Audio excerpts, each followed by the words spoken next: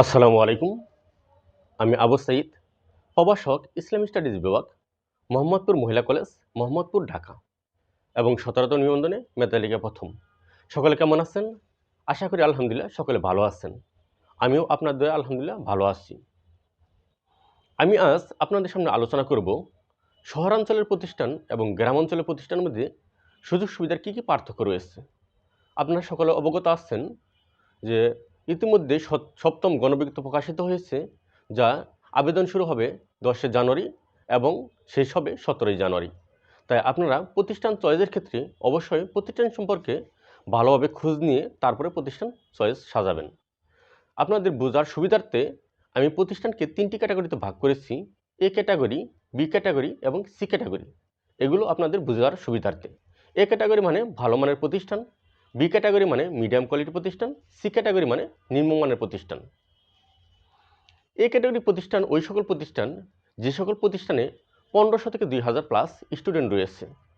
কারণ একটি প্রতিষ্ঠানের আর্থিক সুযোগ সুবিধা তখনই আপনাকে দিবে যখন প্রতিষ্ঠানের আয় রয়েছে, আর প্রতিষ্ঠানের আয় নির্ভর করে একটি প্রতিষ্ঠানের স্টুডেন্টের উপর।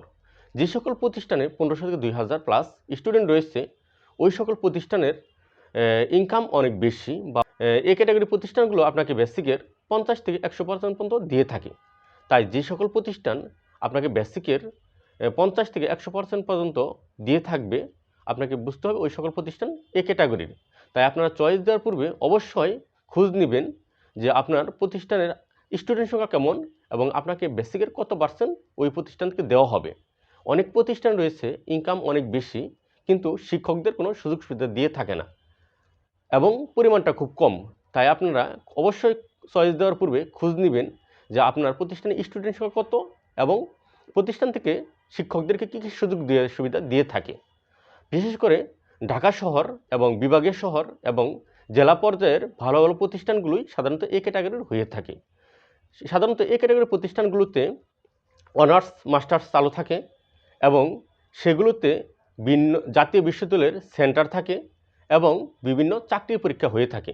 চাকরি পরীক্ষার দিক থেকে শুধু ঢাকা শহরের প্রতিষ্ঠান এবং বিভাগীয় শহরের প্রতিষ্ঠানগুলোতে খাদ্য অধিদপ্তর বা প্রাইমারি দু একটা ব্যতীত বাকি পরীক্ষাগুলো যেহেতু ঢাকা শহর হয়ে থাকে, তাই ঢাকা শহরের প্রতিষ্ঠানগুলোই বেশি এই ক্যাটাগরিতে পড়ে। আর বিভাগীয় শহর এবং জেলা শহরের দু একটা প্রতিষ্ঠান রয়েছে যেগুলো এ ক্যাটাগরি। তাই আপনারা এই ক্যাটাগরির প্রতিষ্ঠানগুলো চয়েস করার ক্ষেত্রে অবশ্যই স্টুডেন্ট সংখ্যা এবং তাদের বেসিক কত পার্সেন্ট সুযোগ সুবিধা দেবে মান্থলি, সেটা অবশ্যই খোঁজ নেবেন। কারণ এই ক্যাটাগরি প্রতিষ্ঠান থেকে একটি প্রভিডেন্ট ফান্ড রয়েছে, যেখান থেকে আপনি অবসরে যখন যাবেন তখন প্রতিষ্ঠান বেঁধে 30 থেকে 50 লাখ বা 80 লাখ পর্যন্ত টাকা প্রভিডেন্ট ফান্ড প্রতিষ্ঠান থেকে আপনাকে দিয়ে থাকে বা দিবে।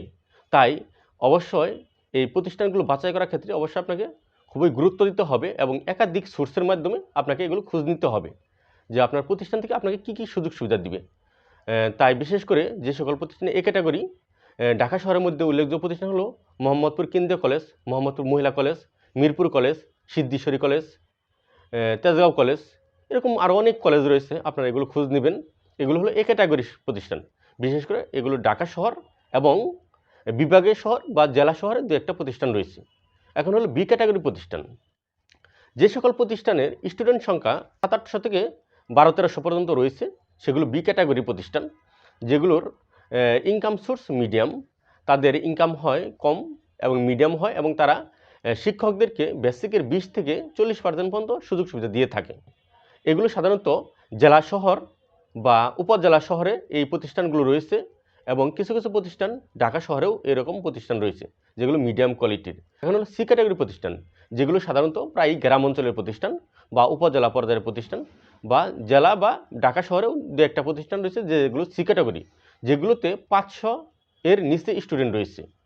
কারণ যে সকল প্রতিষ্ঠানে 500 এর নিচে স্টুডেন্ট রয়েছে তাদের যে আর্থিক অবস্থা, ওই অবস্থা দিয়ে তারা প্রতিষ্ঠান শুধু পরিচালনা করতে পারে, শিক্ষকদের কোনো আর্থিক সুযোগ সুবিধা দিতে পারে না। তাই যে সকল প্রতিষ্ঠান সি ক্যাটাগরি তারা প্রতিষ্ঠান থেকে শিক্ষকদের কোনো টাকা দিতে পারে না।